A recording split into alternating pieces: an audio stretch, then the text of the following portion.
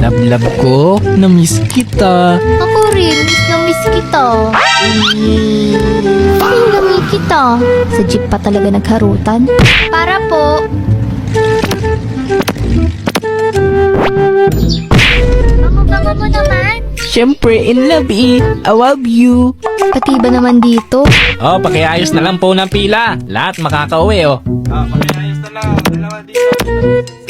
Ano pa? Bakit? Ano ba yun? Yan o, kinikiliti mo ako. Stop na kasi. Hanggang sa pila ba naman? Sino to? Hulaan mo. Sino ba kasi?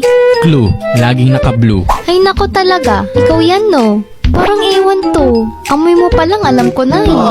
Na-miss mo ako?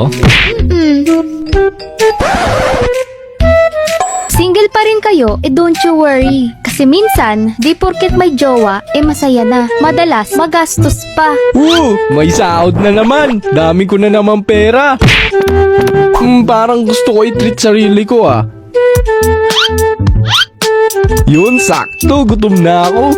Boss, isang ang order ng pares.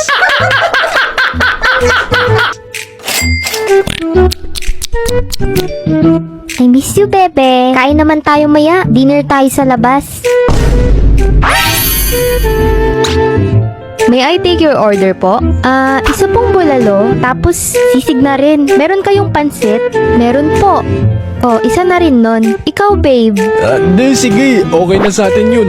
Baka gusto po nilang mag-add ng drinks? Isang Water na lang. Ang miss. Masakit kasi lalamunan ko eh.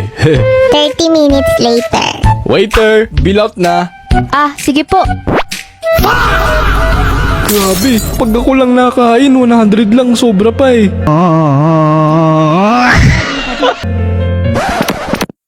Ay, hindi. Ako na bahala. Ha?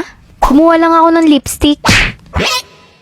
Bakit ba ang hilig ng mga babae manghiram ng damit ng jowa? Tapos pag sinuot naman ng babae, sobrang laki sa kanya. Magtatampo pa yan pag binawi ng boyfriend nila. Happy anniversary! Happy anniversary rin! Wow! Ano to? Hulaan mo. Gustong gusto mo niyan lagi. 10,000?